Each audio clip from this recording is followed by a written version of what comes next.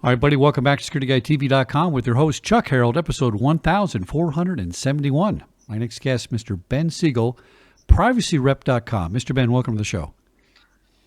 Hi, Chuck. Thanks for having me. Now, I got to say, when I saw Privacy Rep, I thought, brilliant, brilliant name. And you know what? It sounds like a verb, and like I know what you're doing. And this whole state privacy law thing has just kind of popped onto the scene. I mean, really Sure. exponentially in the last year. I think it's a good thing. I was following GDPR and then what is it, CCPA, the California regulation, Yeah, and I thought, CCPA. yeah, CCPA, and I thought, this is good stuff. So tell us what's going on. Right. So we saw, as you mentioned, GDPR came around in 2018, and then California decided that they needed to update their existing privacy laws and came up with the California Consumer Privacy Act, or CACPA, or CCPA, as a lot of us call it in the privacy community. For the most part, CCPA is pretty analogous to GDPR, right? It includes a lot of the information such as defining consent, defining controllers and processors, defining who is in scope for the law, which for this case is California residents, and then also adding things like data subject access rights or data subject erasure requests, basically these data subject rights that are in GDPR as well. So there was a real update to privacy, as well as making sure that businesses understood that they're responsible as sort of a consumer protection to make sure that they're containing and controlling and securing information that they've gotten from their customers. So that's great. What we also saw is that two other states, so Nevada and Maine, also introduced laws. Nevada's law, which was SB 220, which was passed, was basically an update to existing privacy laws just to redefine what selling means, and it gave people the right to say that an organization could not sell their information. Under CCPA, you do have the right to request that your information is not being sold. And what that means is pretty broad, actually. It's basically any kind of sharing, giving, delivering, or otherwise releasing information to another organization for monetary or other valuable consideration, is what it says in the California law in CCPA. Nevada removes that other valuable consideration portion, and it's just monetary value. And then Maine, they introduced a law that was specific to how ISPs use your information. So it's a lot more targeted, but it is a good indication of how things are moving.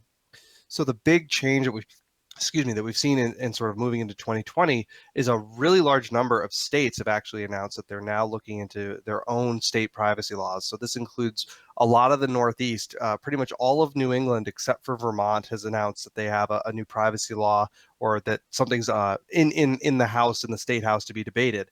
So, for example, I'm up in New Hampshire. We have a bill that's almost exactly a copy and paste of CCPA. I took some time to read through it, and it is word for word in there. So it's easy to understand, easy to know.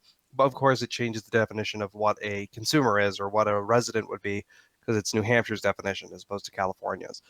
Um, and this is interesting news, because the United States currently doesn't have a federal sort of a number, or has a number of federal laws, things like HIPAA or Gramm-Leach-Bliley or the Fair Credit Reporting Act or the Family Educational Rights and Privacy Act, but those are more industry based, right? So what you're going to find is these organizations or these laws are going to say, oh, well, if you're a college, here's the laws that apply to you. Or if you're a bank, here's the laws that apply to you. If you're a hospital. There isn't a big overarching federal law like you would see in the European model, where they have a more comprehensive privacy law like GDPR. So what we're now seeing is that all of the states are sort of saying, well, we're going to have a comprehensive privacy law for our state that organizations need to follow. Now, I think there's sort of two paths that this could go, which is that every state eventually just has their own privacy law that's, for the most part, pretty similar. I think they'll sort of follow the CCPA model, but they'll have their own little changes here or there, or things that are carved out based on what's important to the state.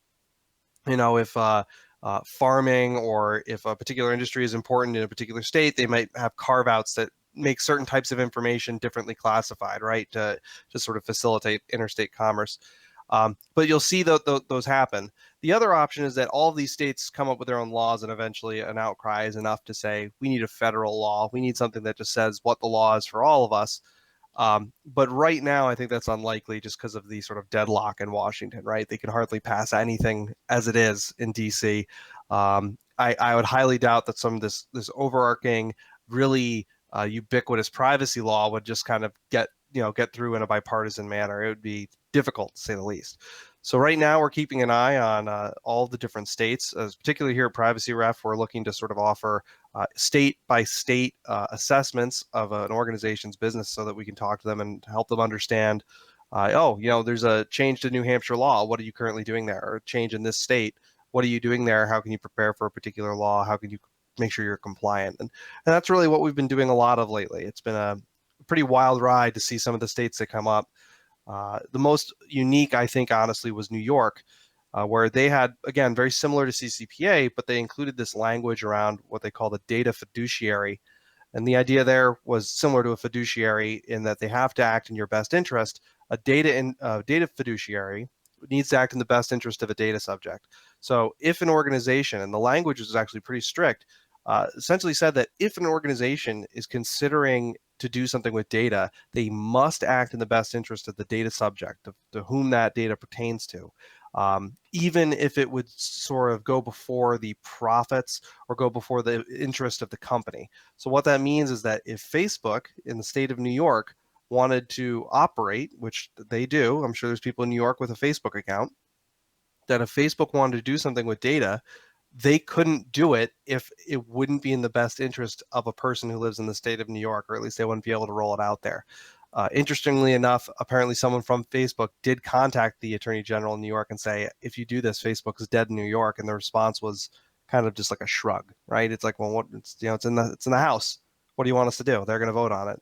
That got shot down before, but apparently a new version of that bill has been released, again with that data fiduciary language. So that's what's been going on so far with state privacy laws in the U.S. And it's been an interesting ride so far. Yeah, you hit on something I think is really important. So I didn't ask Facebook to send me a pop-up ad for the blender my wife Sure. keeps talking about, right? And I got to go buy a new one every week because she sees a new pop-up on her phone or something, right? They're making money Sure. off me with that data, right? Right. Here's what I haven't heard in any of these laws. The laws are focused towards saying that Facebook, Google, whoever collects the data, that's kind of our data and we're going to protect it for you. But you know what? Isn't it really my intellectual property? It's no different than if I wrote a script or something and I publish it and copyright it. My life's work created my social security number and my other private records and my house address. And I think we should look at it as the consumers own that first and write the laws that way. What do you think? Right. So it's interesting that you mentioned that, right? That's a lot of the CCPA language around do not sell. So an organization, you as a person say, hey, I don't want you selling my data to another organization. And that's how Facebook makes their money, right? They sell ads. That's their profit model. They're taking your information, building a customer profile, and when an organization comes to them, so you go the blender route, right? So maybe it's a health nuts or people who are really interested in healthy foods or smoothies, and they see that that person has a particular profile and your wife falls into that profile, she's going to keep getting ads for blenders. And that's because a blender company is paying Facebook to advertise to her.